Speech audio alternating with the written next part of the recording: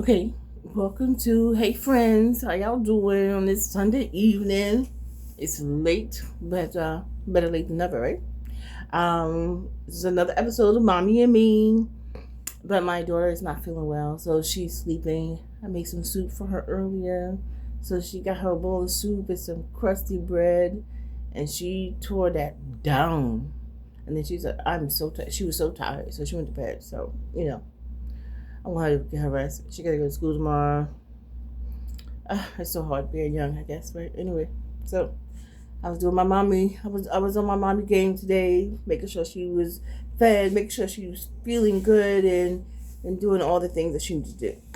So it's gonna be just me today, solo dolo. This look at this head wrap, look at that, disrespectful. Don't pay attention to that. Anyway, so today I just want to talk about like my childhood and what I want differently for my kids, or what I've done differently in raising my kids. So let's talk about what my childhood was like. Ah! I grew up in the you are seen, not heard. You do as I say, and there was no questions why. And if you did dare ask why, it's because I said so. That's it. That's the beginning and the end. And if you cry, I'm gonna give you something to cry about. Did you say? You said something? Oh, that's what I thought. Go sit over down in that corner over there and don't say anything. And I think there are some good points, few tiny points to that type of parenting. But that's not how I went about with my kids for the most part. I my kids were able to express themselves. My kids curse around me. It doesn't bother me, but it drives my ex-husband batty, and that's him. He doesn't like it, and they don't curse around him. But with me, it's like, girl, let me tell you that. But what happened? Tell me. I want to know, because I don't want anything to come between you being able to share something that's going on, whether it's going on at school, going on with your friend, someone that approached you. You don't know, you know what I mean. I know for me, there was a lot of things that were happening that I was like hesitant, very hesitant to bring up to my guardians and the matriarchs in my family, because of that barrier. So okay, you can't really say. It's like, how do you know about that? Who told you that? And then also, the other thing is, you're not able to speak against an adult. Why would you? If you say something that he or she did, then you're a liar. Why are you lying on them? They're believed over you, and that's a problem. That's a big problem. And so that was something that I was like, no. If my child said it, then it happened. Period. And if I thought if I thought if my son and daughter, if I thought they were lying, then that was something that I handled with them privately. I talked to them privately. We didn't do the dressing down in front of other people. We're not doing that. And if there was a white lie or what have you, then we got to the bottom of it. Why? Why did you feel necessary? Why did you feel it was necessary to lie? And let's talk about that. And let's deal with that, so that we can make sure that doesn't happen again. Instead of dressing down someone in front of a whole lot of people and making them feel uncomfortable. And that's a sure way to make sure that child will never ever tell you anything at all. And so that's not something that I wanted. Here's another question. What was one of my most vivid and meaningful childhood memories? Well, my childhood was traumatic, to say the least. Just ridiculously. It was just one thing after another. It was like the den of doom. But there's like little peaks here and there. I'm one of five. I'm the middle, so I have two younger brothers and two older sisters. The oldest is a half sister on my father's side, and the two youngest we have the same. The two youngest and the one. There's four of us. The sister that's right over me and my two brothers, we all have the same parents, but we didn't grow up together. Surprise, surprise, surprise, surprise. Right. So the dysfunction is evident and glaring. The sister that I grew up with has since passed. She was my everything, and grieving that loss, grieving her absence is something that I deal with daily. And even though it's been a couple of years, it's something that I still deal with. My other siblings, I don't have a relationship with at all. So, yeah, there's that. And I don't hold it against none of them, because the four of us, was just a traumatic childhood. So, if you don't have anything to give, I can't be mad. I just wish them all the best. Absolutely, every single one of them. I just wish them, much health and wealth and prosperity and love and joy and peace and harmony as they can handle. I don't have room for malice. I don't have room for holding a grudge. What grudge would I don't have the time. I don't have that energy. I don't have none of that. Or I just wish them the absolute best. Absolute best. My oldest, she has kids, but her kids are grown, 20 somethings, 30 somethings. Are they 30? They're close to 30. My nephew, my oldest first, he's 40. So yeah, they're grown. And my youngest brother has kids, and I've seen pictures of them, and they're absolutely gorgeous, just little chocolate gumdrops. They're beautiful, and I just wish them all the best. We don't have a relationship, and that's been ongoing for as long as, and I don't see that changing anytime soon. And I'm okay with that. Like I said, I can't be mad because I don't have the time. I don't have the energy. I got too much other shit going up. I want nothing but the best for you. Everything. I want everything that you want. I want that 10 times more for you. And then that's what that is. Here's a good question. What did being good mean in your household? Being good meant sitting down and shutting up. Doing what you were told, regardless of who told you what to do. Like I said, how did that shape me as a mom? Being good in my household meant open communication. If I need you to do something and you can't do it, or you don't think that you should do it, talk to me. Why you don't think you should do it?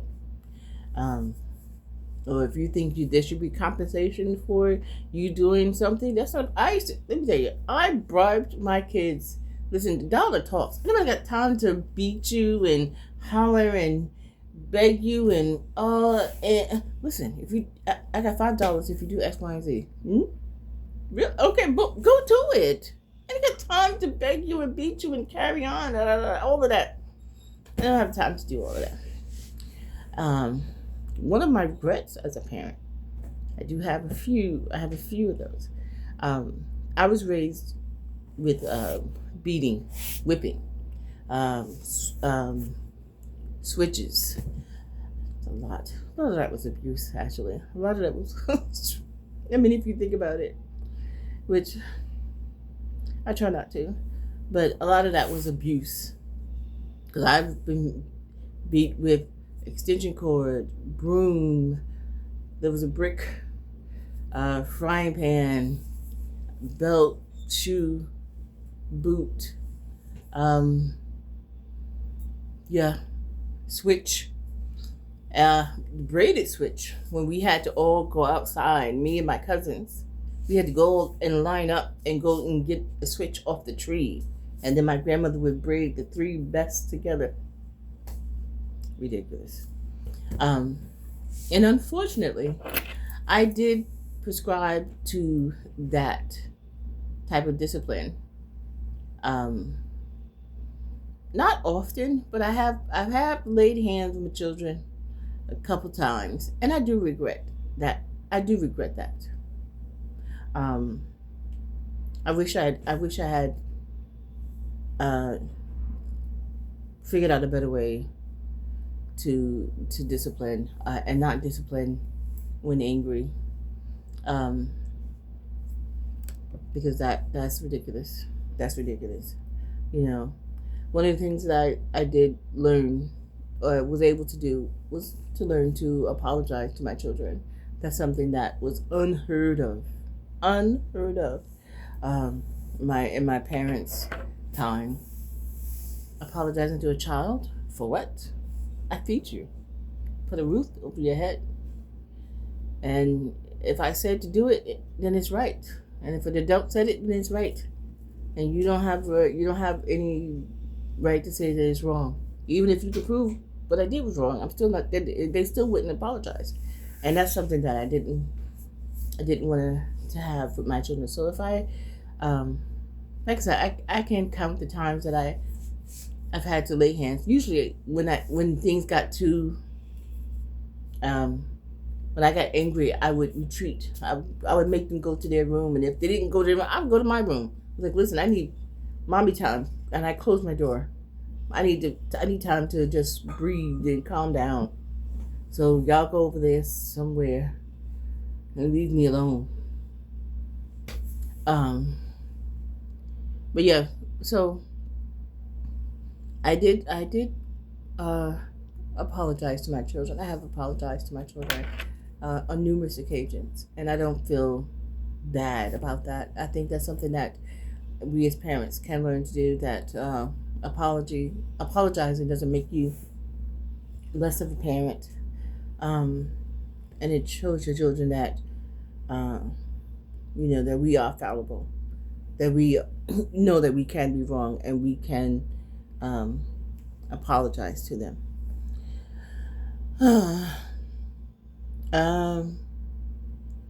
How do you balance teaching discipline with allowing emotional expression?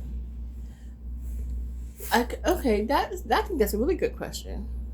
And one of the things that I used to do is I would, like, if I would give a punishment, like, okay, you can't do this, or you can't do this, or you can't go there, or I used to take away that Wi-Fi. I'd change that Wi-Fi up in a minute. What? Wi-Fi beat. Listen, if I was like, clean your room, if I'm just like, clean your room, a song out of it, you know what?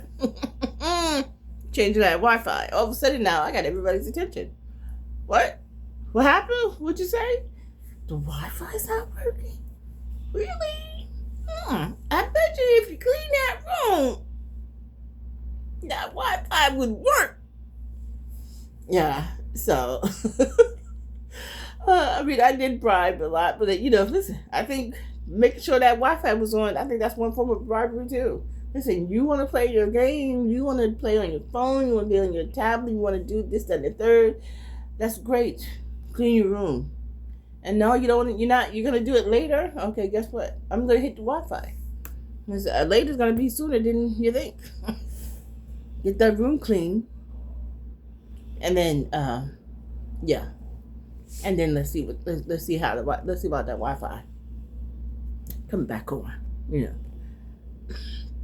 The other thing that used to piss me off as a child was me and my sister was responsible for cleaning up the entire house. The entire house.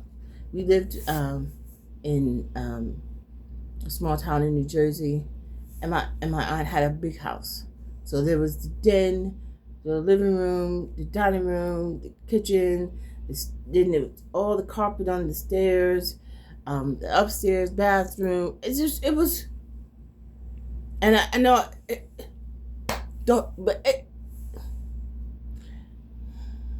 was a lot.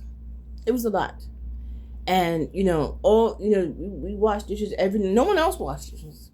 There was a dishwasher in the house. There was a dishwasher in the kitchen. No one else washed dishes for the most part. It was me and my sister every single night, washing all the dishes, cleaning the kitchen to level, spotless, and mopping the floor every single night. And this was without fail. And I feel like that was a lot.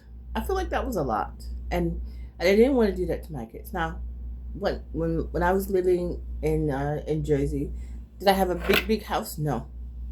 But when it came to cleaning up the kitchen, cleaning the bathroom, cleaning up the living room, I didn't put that on them. Your job is to clean. I would give them their room and then one chore. So for my daughter, it would be clean your room and take out the garbage. The garbage was literally down. She'd go up and go around. I could see her go to the garbage. So it's not like she had to go far. And my son, he had to mop the bathroom floor because he had problems finding the toilet. If you know, you know. And it was just like, I'm not cleaning up.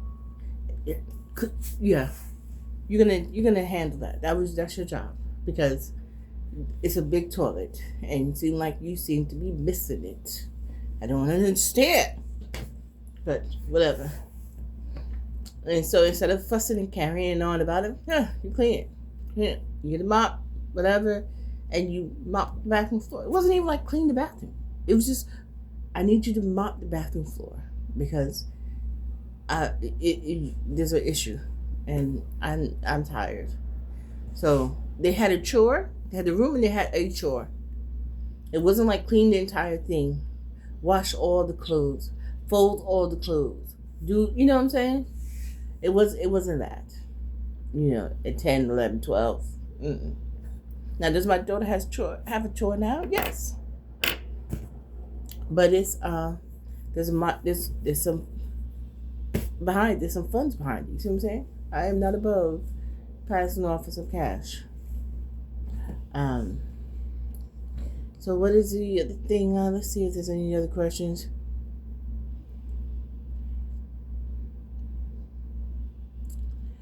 Now let's see. I'm reading possible questions for this topic, like about my childhood and what was I taught about love and family growing up. What was I taught about love? There was no discussion. That's the other thing I didn't like. There was no talking, really. Like when it came to my menstrual cycle, there was no talking. He's like, "Oh, it happened. Oh, okay. So here's what you need to do." But there was no talking prior. It just kind of hit you, and it's like, I would see commercials on television, and I would ask, "What is that? What is Summer's Eve?" And it was always giggles. Oh, she's so funny.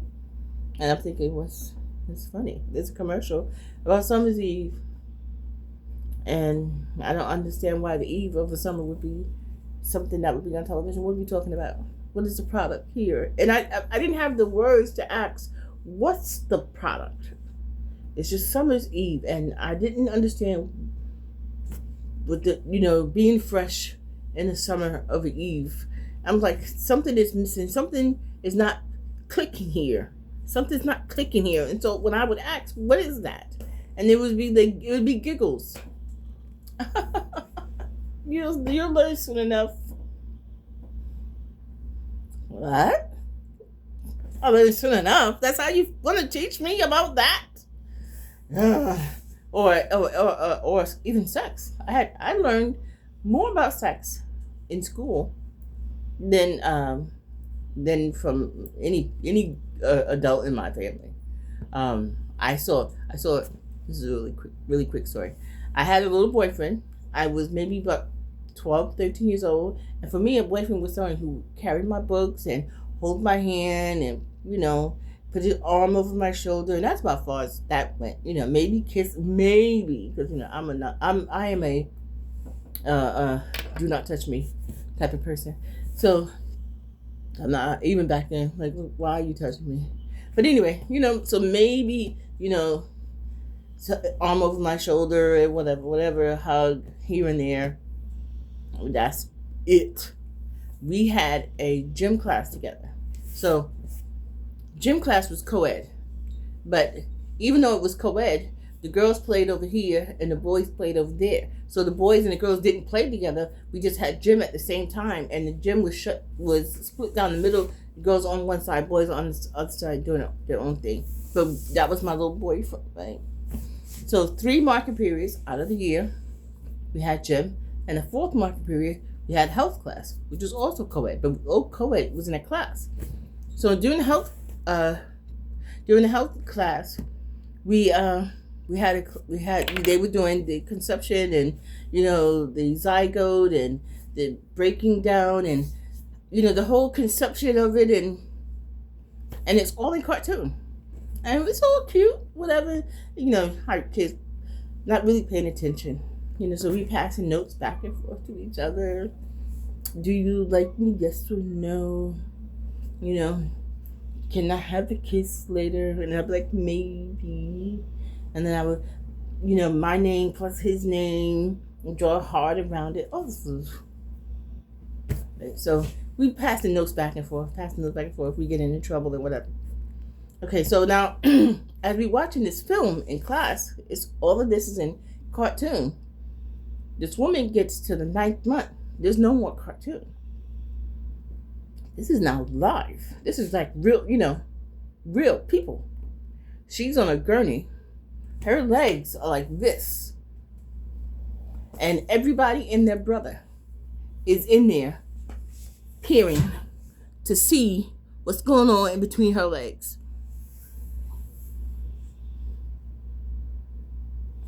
I'm 13, 14. And I'm like, I know you motherfucking lying. Who are all these fucking people up in? Why is everybody in the crotch of this woman's? She's screaming to high heaven. The gurney's going down. Everybody's this, that, stat. There's something that's dripping and it's in her arm, and she's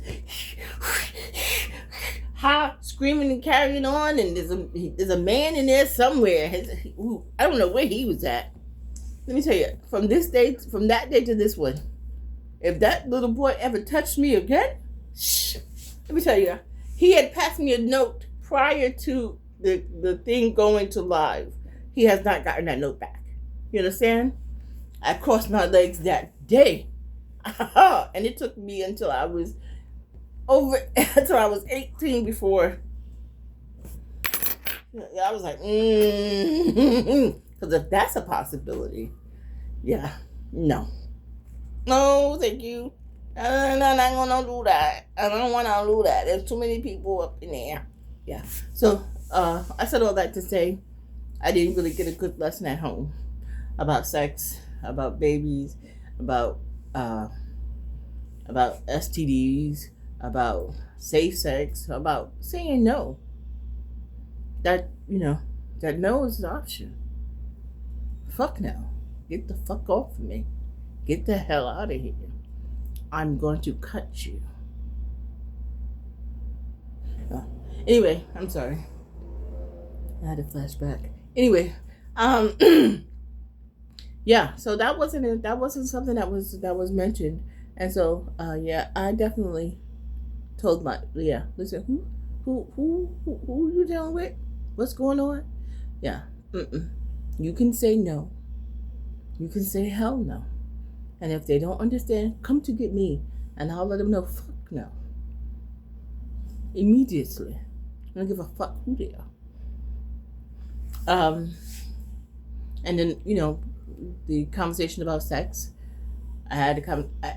Here's with my son, my ex-husband. I said, okay. I said, I'm going to ask him. I asked him to talk to my son about, using the condom and being clean and safe sex and all of those things, because he was like, he told me I'm too aggressive, I'm too blunt. He said, you don't know how to talk to kids. I just tell them. And I didn't see a problem with that. I said, okay, since you think I'm too blunt, you do it. Talk to him. He was 14 at the time. 14. Talk to him. And so, according to my son, there was a conversation. He said there were some bees in the conversation and there was flowers, and he didn't get it. I was like, oh, okay. I said, listen, let me give it to you quick and dirty. Let me tell you what it is. And I just told him as blunt as possible. Here's what it is. Here's the whole process, and I gave him a book because I thought maybe the book would soften it, because I didn't know how to do it softly. I'm just going to tell you, I'm just going to tell you what it is. And there was cucumber involved. There was condom involved. This is how that works. Any questions? And at the time he was like, no, no questions. But eventually, he talked to his friends. He would come back to me and ask me questions, but not for himself. My friend wanted to know, and my friend wanted to know this, and I was like, okay, listen. Okay, so here's the answer to your question for your friend. And I would try to, be as clear and concise as possible. And I always like, did I answer the question? And if I'm not clear, let me know. I will break it down even further. I'll try to be as clear as possible. So that was something, like growing up, there was no talk about sex. There was no talk about, STDs. There was no talk about saying no, which is very important. You could say no to anybody, to a parent. If somebody's touching you or making you feel uncomfortable, you tell them no. Yeah. So yeah, we come to the end. So I'm looking here. One of the things that I'm using ChatGPT for my questions, and at the end, one of the things that old chat has mentioned is I don't blame people who raised me, and that's not true. I do blame them. I blame them a lot, because if that way that you were raised was harsh as fuck, why would you want to raise your children harsh as fuck? And one of the things that was a constant. If it was good enough for me, that it's good. No, bitch, get the fuck out of here. It wasn't good enough for you because you suffered. So why would you want to put that on me too? Don't you want better for your children? I want the best for it. I don't want my children to start from the ground. Start from my shoulder. Start from my head. Stand on my head. Stand on the things that I've learned. Stand on my understanding. Stand on my knowledge. Stand on my money. Stand on me. Stand and go from there. I don't want you to come from the ground. I want you to come from here. Stand on the books that I have access to, that I can get you at. Stand on the knowledge of others so that you can go further. So I blame them whole fucking heartedly. I'm not going to get angry. But, one of the things, it was like, end with grace. I don't blame the people who raised me. Bullshit. I do. They gave me what they had. Bullshit. They didn't give me what they had because they had knowledge. They had understanding that the way they were raised was problematic. Even if they didn't have the words to be able to articulate that, they knew that beating was a problem. They knew that giving a child Epsom salt as a punishment was a problem. They knew that they weren't able to express themselves, or that they had to learn about sex the hard way, or they had to learn about money the hard way, or they had to learn about, the world, just different things about the world. They had to learn the hard way. And so why would you want your children to learn the hard way? Why? That doesn't make sense to me. It boggles my mind. But we live. Some people live and learn. I used to say we live and we learn, but that's not true. We all don't live and learn. Some of us live and learn. The rest, some people just live and then die, and there's no learning at all. Yeah. So, thank you for joining me on another episode of Mommy and Me. Next episode, my daughter's gonna be feeling better, and we will take it from there. So, thank you for joining me. Y'all have a great evening.